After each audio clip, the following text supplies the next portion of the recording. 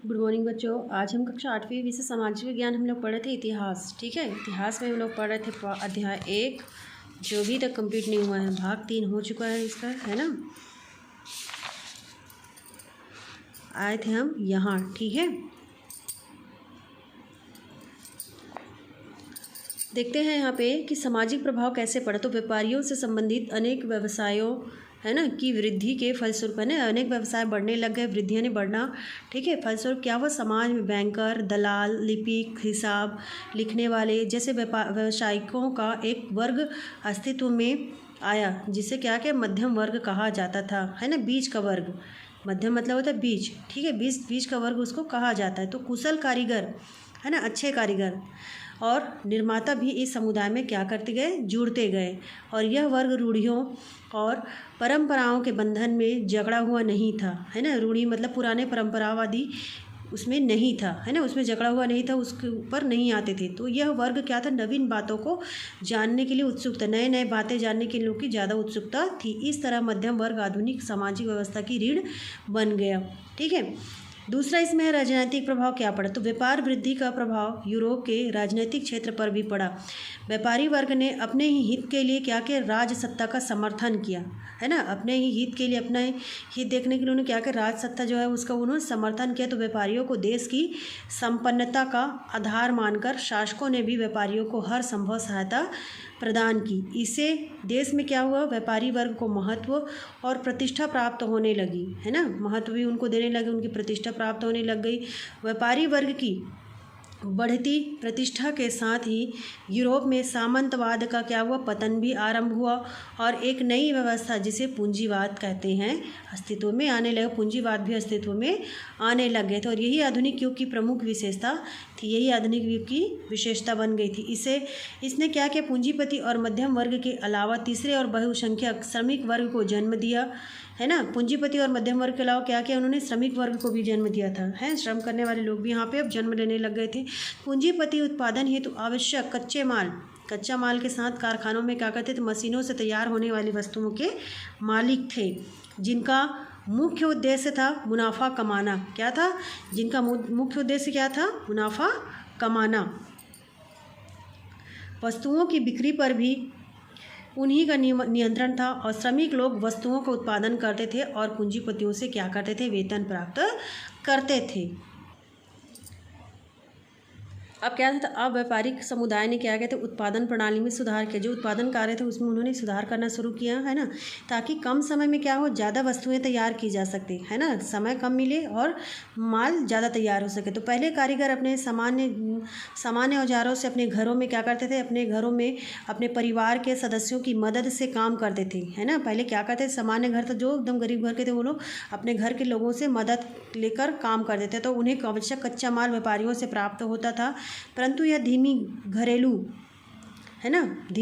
व्यवस्था बाजार की लगातार बढ़ती मांग की पूर्ति करने में समर्थ नहीं था, है ना। क्या था, घरेलू कार्य करने वाले जो थे वो पूर्ति नहीं कर पाते थे, जितना मांग बाजारों में होने लग गया था। तो 18वीं सदी की नवीन कारखाना व्यवस्था में कारखाने का मालिक क्या करता था, पूंजी लगाकर बड़ी मात्रा में कच्चा माल खरीदता था और नई मशीनों की मदद से वो क्या करता था, कारीगरों को काम पर लगाकर वस्तुएं तैयार करता था, है ना। और वहीं उन्हें बाजार में क्या करता था, वो बेचता था। मशीन की मदद से क्या करता था, कारीगर काम को लगाकर, है ना, वस्तुएं तैयार करता था। धीरे धीरे हाथ से जब वो तैयार करते थे तो क्या करता था, उतना उत्पादन नहीं हो पाता था कि उसकी पूर्ति हो सके। लेकिन धीरे धीरे उन्होंने कारखानों में मशीन लगाना शुरू किए, है ना। उससे क्या होता था, ज़्यादा माल तैयार होने लग गया और बाज़ारों की खपत भी पूर्ति होने लगी। तो श्रमिक अब क्या करने लगे, अब घरों में नहीं बल्कि निश्चित वेतन पर, अच्छे वेतन पर कारखानों में काम करते थे, है ना।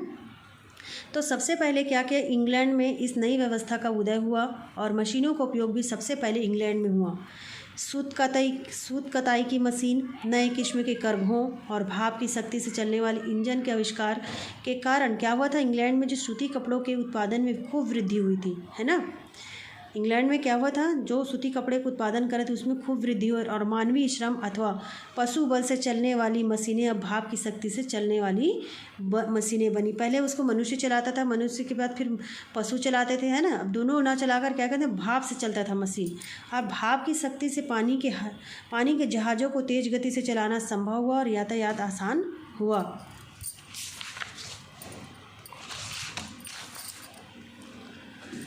फिर क्या था यहाँ पे 18वीं सदी में उत्तरार्ध में इंग्लैंड से शुरू हुई इस औद्योगिक क्रांति, नए उद्योग, है ना। औद्योगिक क्रांति ने क्या किया, अन्य यूरोपीय देशों की उत्पादन प्रणाली को भी क्या किया था, यहाँ पे उन्होंने प्रभावित किया। आगे चलकर क्या हुआ था, बिजली तथा धमन भट्टी, है ना, धमन भट्टी जैसे आविष्कारों ने क्या किया था, लोहे की ढलाई जैसे मुश्किल काम को क्या कर दिए थे, उन्होंने यहाँ पे आसान बना दिया था, जो धमन भट्टी से बनाए जाते थे, है ना। और इस तरह नए नए आविष्कारों और साधनों ने क्या किया था, औद्योगिक क्रांति को अधिक प्रभावी बना दिया।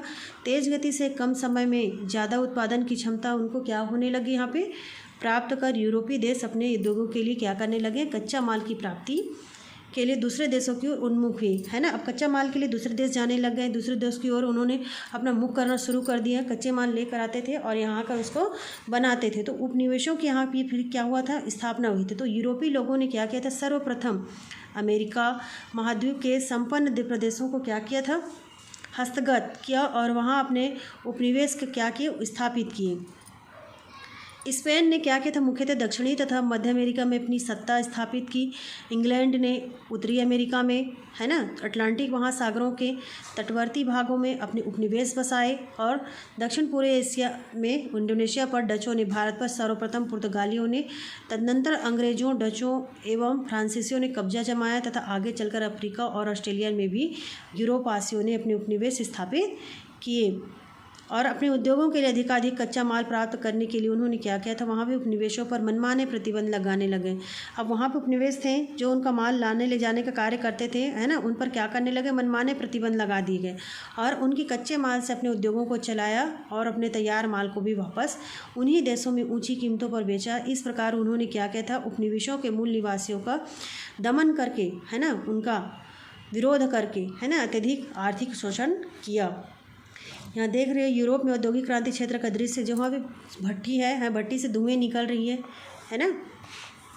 अब यहाँ पे क्या था, यह उपनिवेशवाद यूरोपीय, है ना, यहाँ पे यूरोपीय राष्ट्रों की व्यापार वृद्धि और व्यापारियों की बढ़ती धन लिप्सा, है ना, धन की लालच लिप्सा का ही परिणाम था। उपनिवेशवाद के दो परिणाम हुए। पहला था इसमें कि अधिकाधिक उपनिवेशों को हथियाने के लिए, है ना, अधिकाधिक उपनिवेशों मतलब जो व्यापारी थे, उनके कच्चा माल खरीदने वाले थे, उनसे हथियाने के लिए क्या कहते हैं, यूरोपीय राष्ट्रों में संघर्ष होने लगे, जो अंततः क्या हुआ, प्रथम विश्व युद्ध में बदल गए। दूसरा था अपने अधीनस्थ उपनिवेशों पर अधिकार जमाए रखने के लिए यूरोपीय शक्तियों ने वहाँ की जनता को अशिक्षित, अनपढ़ और पिछड़ा हुआ बनाए रखा, जिससे इन औपनिवेशिक राष्ट्रों के समग्र संसाधनों का न सिर्फ भरपूर शोषण हुआ बल्कि वे अशिक्षा और पिछड़ेपन के गहरे गर्त में भी डूबते चले गए। उन्हें हमेशा क्या किया गया, अनपढ़ ही रखा गया ताकि वो आगे ना बढ़ सके, है ना, उनका विरोध ना कर सके। ठीक है, ये पाठ हमारा आज कंप्लीट हो गया। ठीक है।